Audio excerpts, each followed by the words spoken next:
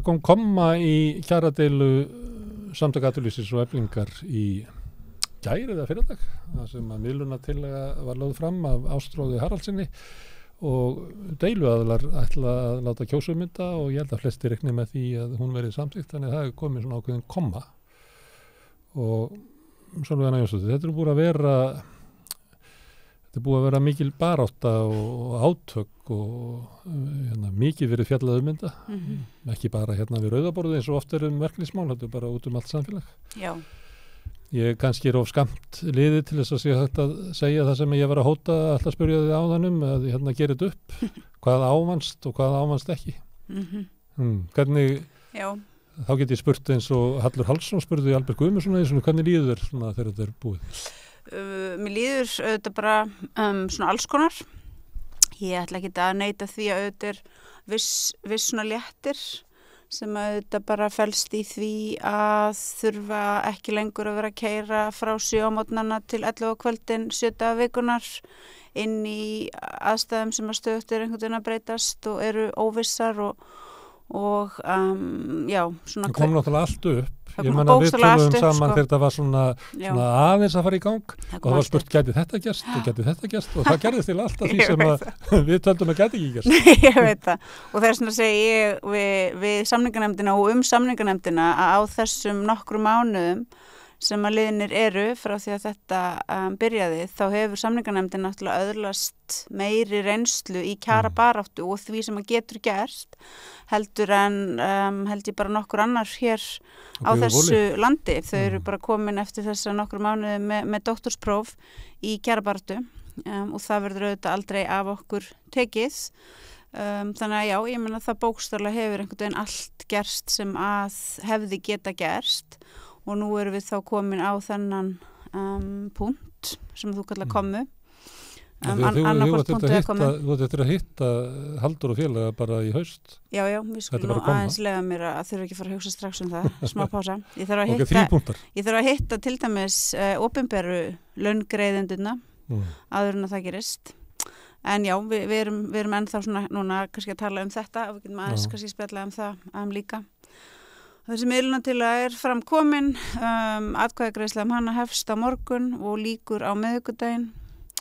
Við í samninganefndinu og ég sem formaður, við þetta bara kynnum hana. Það er félagsfólks að taka ákvörðun. Við erum núna að leggja loka hönd á kjörskrána, hinna marg umfjölluðu.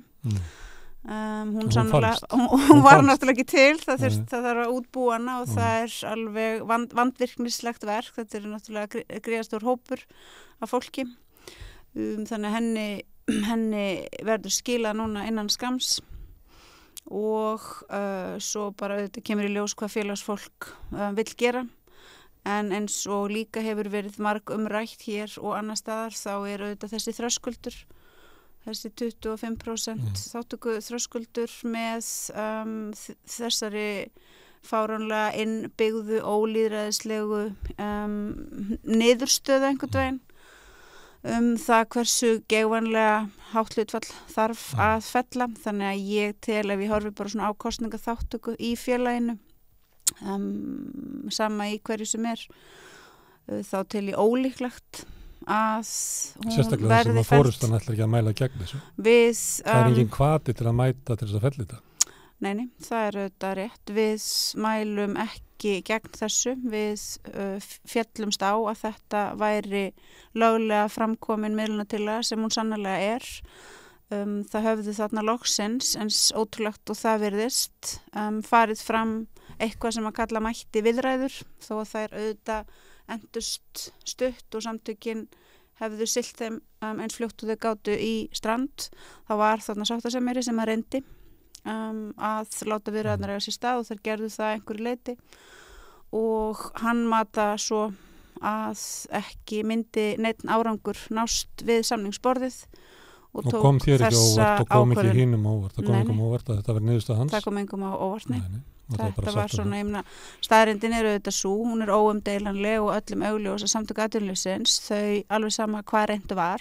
ætluðu sér aldrei að gera kjarasamning við Eflingu í reynd sviftu okkur bara réttinum sem auðvitað ekki þeirra að gera til þess að gera kjarasamning.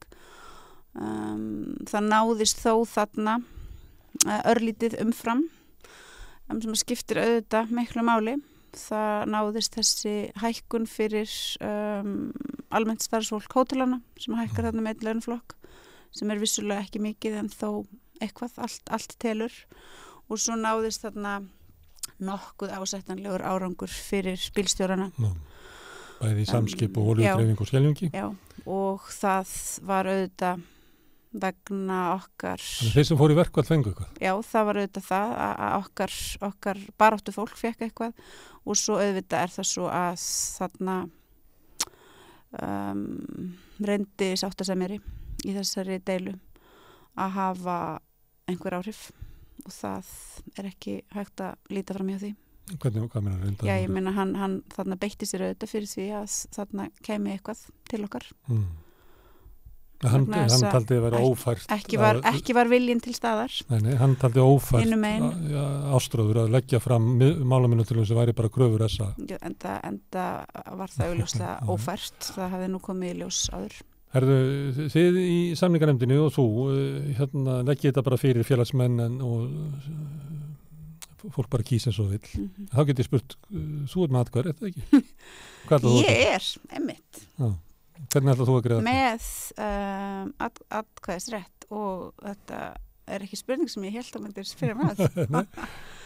Ég var einmitt að Já, ég veit, ég hef eftir að vera undir þetta búin. Ertu ekki búin að ákveða hvað það gera það?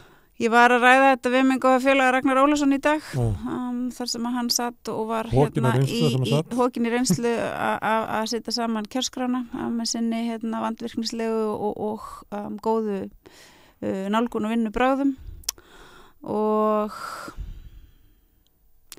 ég held að ég ætla bara að svara hér þrátt fyrir það að ég hef ekki verið undir þetta búin að ég ætla að segja þetta, ég veit að það verður fullt af fólki alveg brjálað en ég ætla að greiða atkvæði með þessu.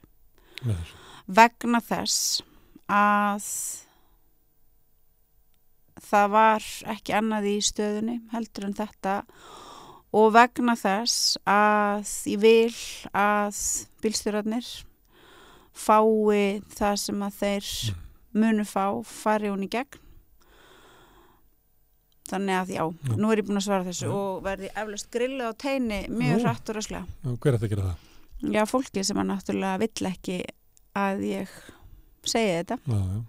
En kannski verði ekki grillið á teini, kannski sleppi ég þessu sinni við grillunina, kannski finnst fólki að þessi búið að grilla mig nóg og lengi. En ef maður metur þetta að ef að hefði ekki komið málamynda til það, þá hefði þið þurft að gera samning við Samtök atvinnulífsins.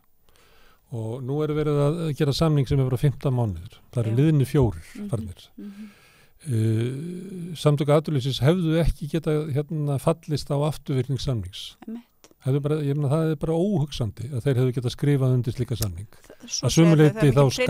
Það er mikið prinsipmáli Samtökum atvinnulífsins. Fyrst að ekki er lengur til staðar gapastokkur eða tækifæri að hýða fólk opinberlega að fólki sé þá refsað grimmilega með einhverjum hætti og þetta er þeirra aðferð. Þannig að það er visslega rétt. Þannig að þeir hefðu ekki getað skrifað undir frjálsan samning.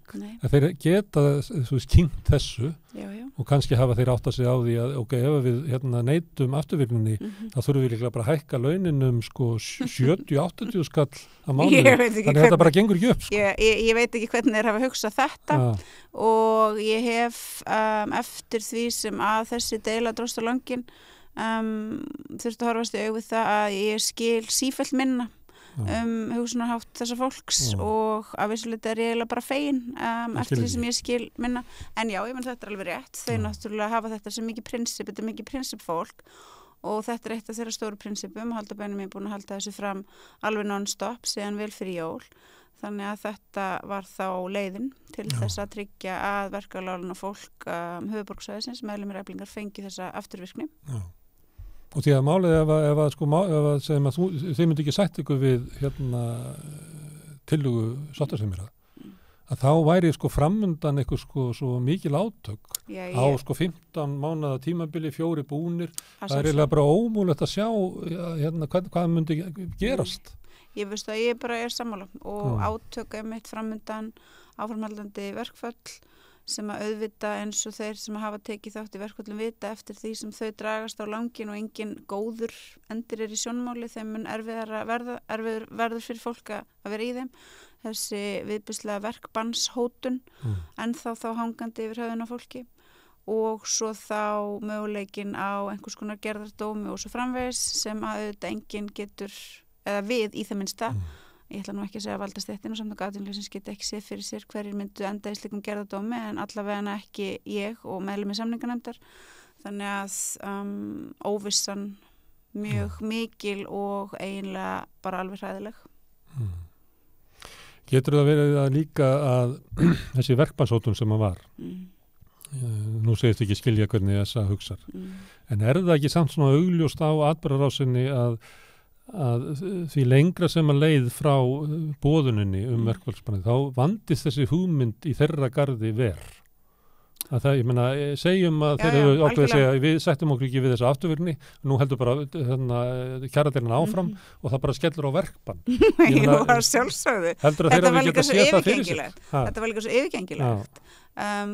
Ég ætla ekki að mæla verkbanni mót, ég ætla ekki að þú veist láta eins og það sé nokkru sinni ásættanlegt eða afsakanlegt en verkbannshótun eins og þessi sem átti að ná yfir alla félagsmenn Eflingar á almenna markaðnum var náttúrulega til marks það að forysta Samtaka atvinnulífsins væri bara komin á einhverja endastöð að þau voru bara bókstaflega búin að mála sig út í eitthvað hot, voru alltaf búin að vera að hóta þessu með reglulegu millibili og ég man einmitt við ræddum þetta einhver tíman og ég var nú þá nokkuð öruggum að af þessu yrði ekki sökum þess að þetta væri svo yfirgengilegt en þá var ég ekki einu svona ímynda mér að þetta gæti orðið svona en þegar við fórum svo að ræða við félagsfólk Eflingar, trúnaðarmenn og trúnaðarmenn fóru og spurðu sína yfirmenn og svo framvegis, þá var bara mjög fátt svör.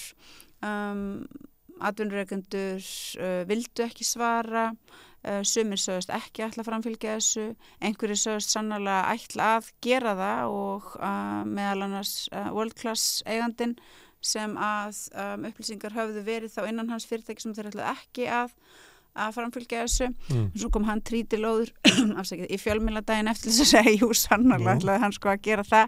Þannig að það var alveg gríðarlega mikil upplýsingaóreiða inn í röðum Samtaka atvinnulífsins og þar sem að við auðvitað ímynduðum okkur að yrði staðan reyndist rétt að þegar að manneskja kemur og spyr sinn yfirmann, er það virkilega svo að þú ætlar að senda mig launalausa heim, getur þú svarað hvað ég að gera og svo framvegis, þá auðvitað verður fátt svör og auðvitað fólk sem bara einfaldlega treystir sér ekki til þess að segja já, ég ætla að gera það. Þannig að með þessu svona yfirgengilega útspili og hvernig þetta var lagt upp og hversu trillingslega framkvæmdin átti að vera og yfir hvað stóran hóp, pluss auðvitað þann mikla það mikla svona áfall sem þetta hefði auðvitað orðið bara fyrir verðmætaframleiðslu kapitalistana og gróða möguleika, þá til ég að þetta hefði í raun aldrei komið til framkvæmda, ég held ekki, en þessi hótun, hún var samt mjög raunveruleg og hún hafði þetta þú helst þetta að hótunin yrði ekki lögð fram. Nei, og hún hafði þetta áhrif og ég ætla heldur ekki að láta eins og hún hafi ekki gert það vegna þess að það var ekki svo að félagsfólk Eflingar væri einhvern veginn að hringja í félagið eða hafa samband við mig eða aðra í samninganefndinni til þess einhvern veginn að reiðast okkur, en fólk var auðvitað að spyrja hvað þýðir þetta, hvað ég að gera, hvert á ég að leita, getið þið hjálpað mér að skilja þetta og það var auðvitað annars vegar vegna þess að fólk komst í uppnám en líka vegna þess að atvinnurekendur sjálfur höfðu engin svör. Þannig að auðvitað var þarna verið að beita fólk auðvitað bara grófu andlegu ofbeldi með því að ógna því með því að hafa af þeim lífsviðurværi. Þetta er auðvitað bara gróft andlegt ofbeldi og efnahagsleg hótun sem að getur svona næstu því eins og svona eitthvað svona heimsveldi að refsa einhverjum jaðarlöndum sem hegða sig með einhverjum óþekkum hætti sko. Að byrjum á því að setja viðskiptabann og sjá hvort að skrælingarnir fari ekki að hlýða. Þetta úr einhverju svona framtíðarmynd. Þetta var eiginlega bara þannig. Þetta var alveg hræðilega ógeðslegt. Mér fannst það svolítið skrítið eitt í þessu, af því að þetta átt að byrja 2. mars. Fólki fær útborgað 1. mars. Já.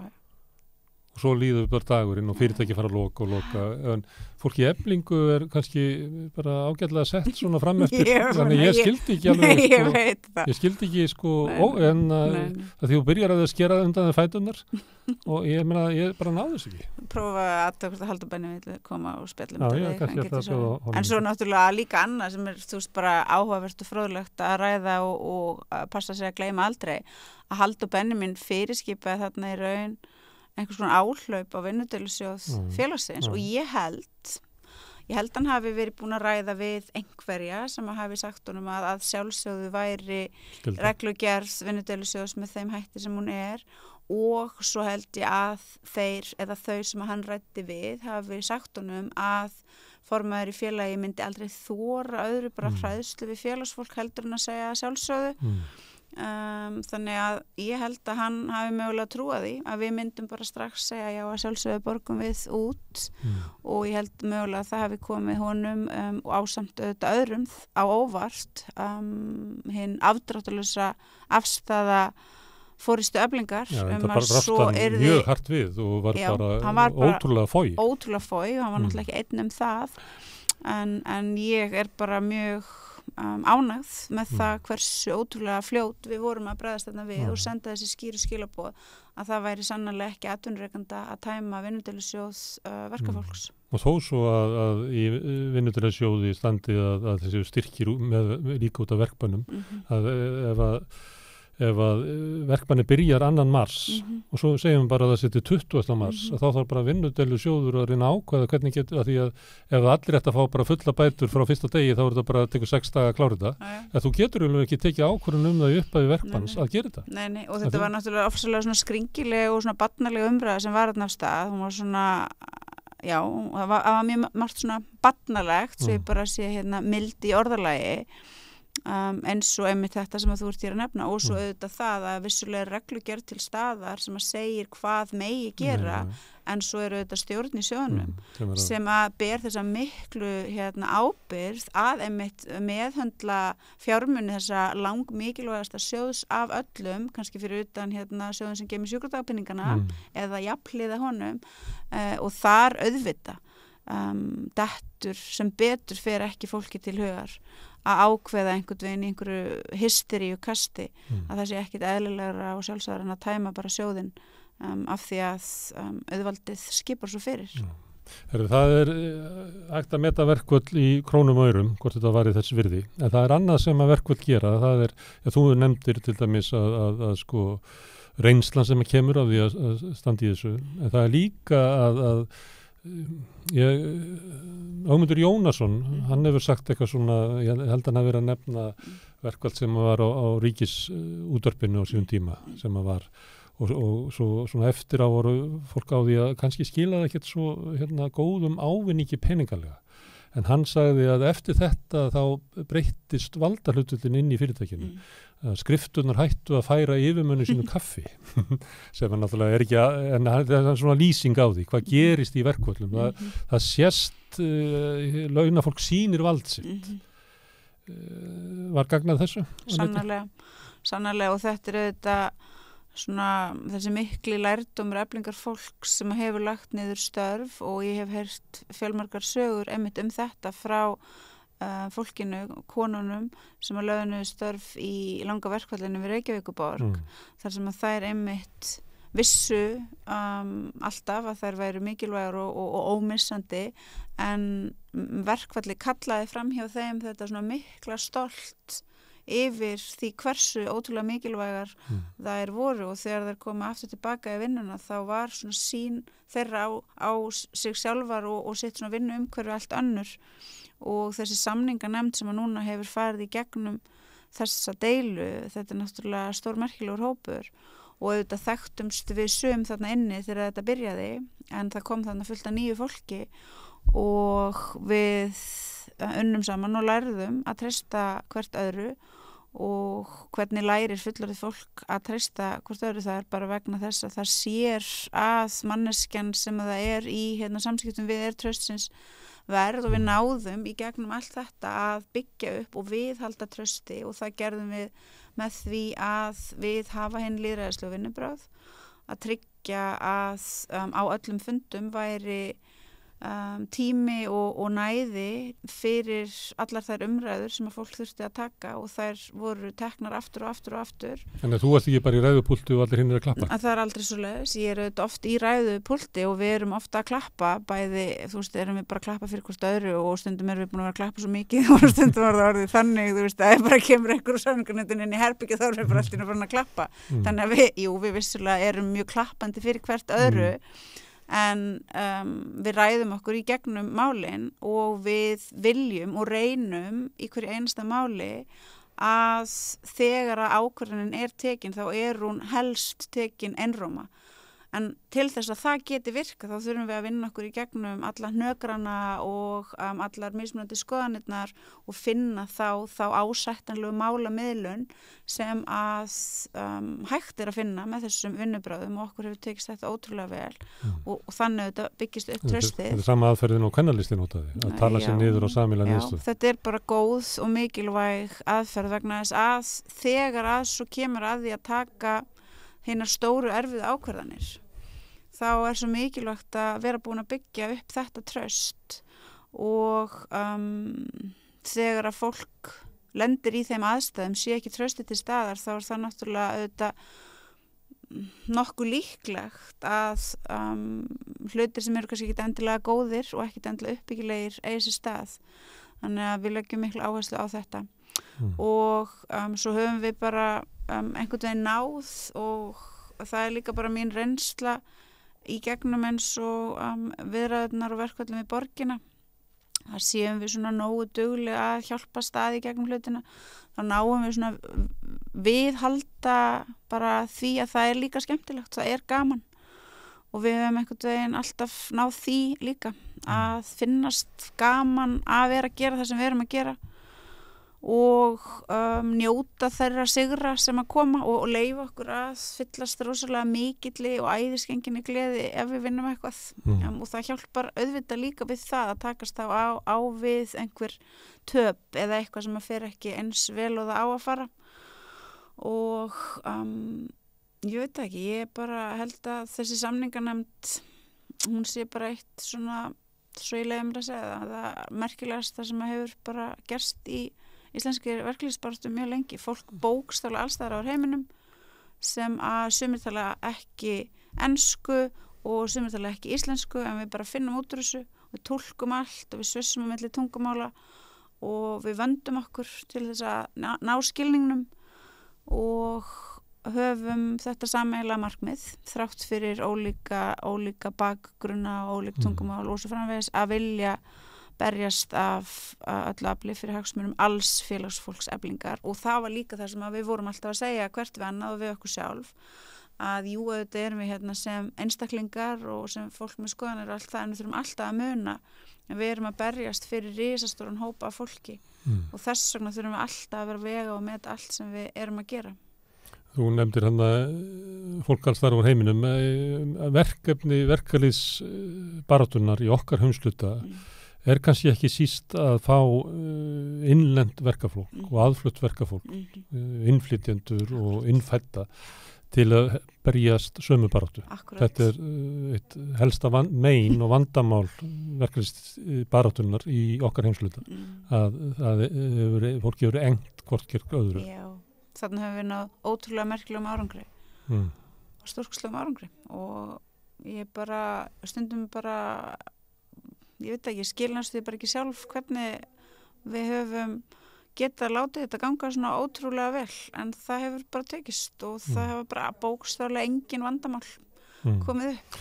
Ekki einustu en þá mín kenning svo og hefur lengi verið að hér á höfuðborgarsvæðinu þá náttúrulega vinnur verka fólk hlið við hlið, fólk allstaðar aður heiminum og ætlir að láta hlutina ganga þá náttúrulega bara finnur við leiðir og þú kemst yfir tungumála örðuleika og svo framvegis og þetta kannski það sem að mjög mörg og ef bara ekki öll sem að taka þátt í þessu samninganefnd auðvitað bara þekkja úr sínu vinnu umhverfi þetta svona mikla umburðarlyndi sem að auðvitað bara byggist upp og þessi svona kannski mikla skilningur á því að það skiptir á endanum bara öllu máli að finna leiðir til þess að tryggja að allir geti tekið þátt og að allir skilji hvað að gerast og það sem betur fer eitt bara svona af helstu einkennum mannskepnunar að geta fundið út á svona hlutum og þess vegna hefur mannkynið komist af í gegnum árþúsundin af því að við getum fundið leiðir til þess að vinna saman og komast yfir einhverja örðuleika með skilning og svo framvegis. Þannig ertu líka því í Eflingu að auka virkni almennra félagsmanna sem hefur verið vandamál og mein í verkalýðshreyfingunni lengur. Ég býst við að Efling sem að þú varst kjörinn formaður yfir á síðan tíma og það var, ég veit ekki hvað það setja sofandi dregi eða eitthvað slíkt. Ég held að verkvöld góð til þess að ræsa upp dregan? Já, þau eru mjög góð þess. Þau eru mjög góð þess og við vorum að skoða núna svona tölfræðina og af öllum þeim sem að nú greiddu atkvæði verkfall, þá voru 77% og skoðar allar þessar 5 boðanir 77% sem sögðu já við því að fara í verkfall og allar þar verkfallsboðanir sem Efling hefur farið í gegnum eftir að ég tók við sem formaður, það hefur alltaf verið afgerandi niðurstaða það að fólk tilbúið til að leggja niður störf til þess að knýja á betri kjör þannig að já, augljóslega er verkfall eitthvað sem að fólk tilbúið til þess að beita og í undirbúningi verkfalla í undirbúningi þess að við förum í atkvæðagreiðslu þá þarf náttúrulega að vinna vissa vinnu og meðlimir í samninganefnd unnu náttúrulega stórkostlega mikla vinnu með því að fara og heimsækja vinnustæðina og ná samtölunum og ég meina að það hafa bara stórkostlega merkilega hluti líka gerst þar eins og hún Karla félagi okkar sem að kemur núna næst inn í stjórn hún bara sjálf að því hún tala spænsku fór og myndaði bara tengsl við fullt af spænskumælandi félagsfólki Eflingar sem að vinnur á hótelunum og bara núna með þau í hóp og þau að spyrja hann og hún að svara þannig að dedikasjón eins og hjá henni auðvitað mikilvæg og þessi tækifæri sem að þarna eru þá til staðar til þess að eiga þessi samtöl en það auðvitað dugar ekki bara að vera í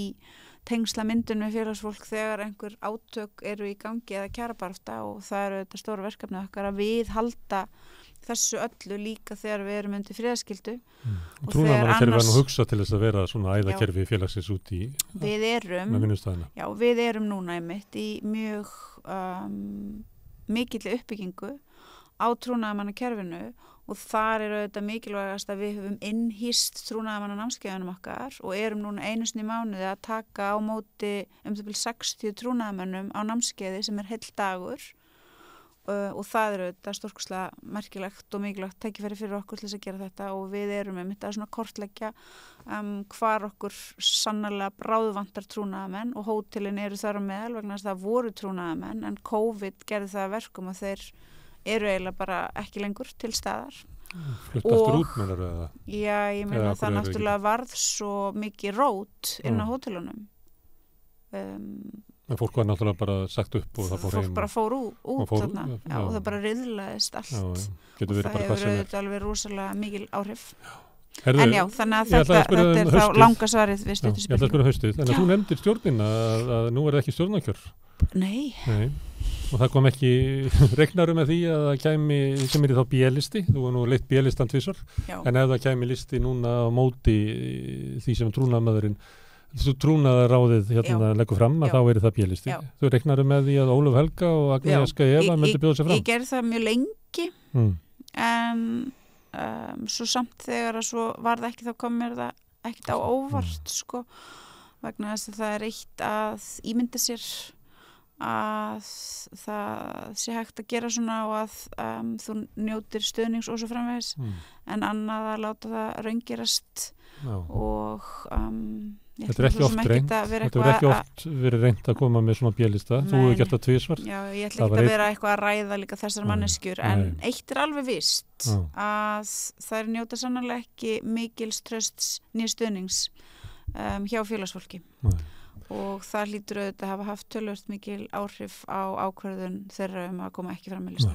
Herðu, svo kemur haustið og nú eru þið í bara á sama takti og allir aðrir, starfsgreinasambandið og restina af ASÍ og fólk kemur hingað mjög mikið að tala verkalýðsmál og bara þörfin á því að ná fram einhverju breytingum í íslensku samfélagi. Það sé ekki bara hægt að ná því í gegnum launahækkanir, heldur verði að gera eitthvað í húsnæðismálum, það verður að gera eitthvað í skattamálum, það verður að gera, og það er bara þulið upp að sko það sem var hluti af íslensku samfélagi sem ætti kalla einhver svona velferðarkerfi eða eitthvað svoleiðis, að þetta er allt bara meira og minna beglað og illa í vondustandi og leiðin til þess að laga þetta er að verkalýðshreyfingin krefjist þess að þetta verið lagað og þá horfa menn á því og þá er alltaf sagt eins og þú þekkir að líkurnar að þeirna árangri í slíku er að hreyfingin sé saminast.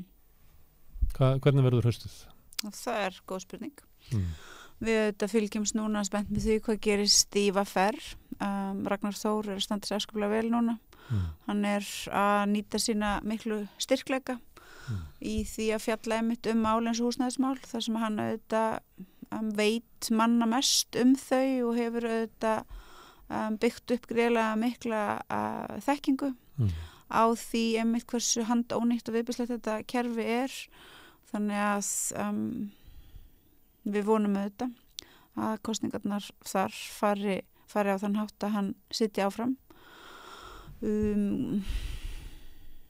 Það er auðvitað augljóst að Efling á enga samleið með starfsgreinasambandinu. Þannig að það er náttúrulega fráleitt að fólk fari eitthvað að ímynda sér að það sé á ábyrgð Eflingar að láta eins og það hversu óvelkomin við erum í starfsgreinasambandinu sé einhvern veginn á okkar ábyrgð að laga, það er auðvitað ekki svo. Þannig að það þarf auðvitað að leysa úr því máli sem allra fyrst. En Efling er auðvitað þetta risastóra félag, stærsta félag verkalýðs fólks og félag vinnuafls höfuðborgarsvæðisins, þannig að Efling á auðvitað að hafa sinn sess við stóra borð verkalýðshreyfingarinnar og sá sess á ekki að koma í gegnum starfsgreinasambandið, heldur á bara að vera sjálfstæður. Hvort og hvernig það gengur að fá hann á eftir að koma í ljós, og Efling auðvitað undir minni forystu og félaga minna hefur náttúrulega þurft að þola mjög markvissar og miklar tilraunir til jaðarsetningar innan hreyfingarinnar, og hvort að okkur verður hleypt á einhvern annan stað á eftir að koma í ljós. En já, veistu það, á þessum tímapunkti þá verði ég að segja að tíminn verður svolítið að leiða í ljós hvað gerist. En við auðvitað, ég og félaga mínir í stjórn og félaga mínir í samninganefnd og svo framvegis, viljum auðvitað mest af öllu að það sé hægt að finna leið til þess einmitt að berjast fyrir málum eins og þessum, því að hér sé loksins eitthvað raunverulegt gert til þess að hemja þennan hræðilega húsnæðismarkað og til þess að svo hræðilega staða sem að bitnar auðvitað fyrst og fremst af félagsfólki Eflingar, að hér sé ekki húsnæði fyrir fólk og að fólk þurfa að láta sér þola óviðunandi húsnæði á svívirðilegu verði, að þetta verði lagfært. Og já, ég get alveg verið sammála, en það er bara ekki annað hægt, að það þarf náttúrulega sterkt og mikið afl til þess að knýja handónýta stjórnmála stétt til að knýja á hún gera eitthvað í þessu.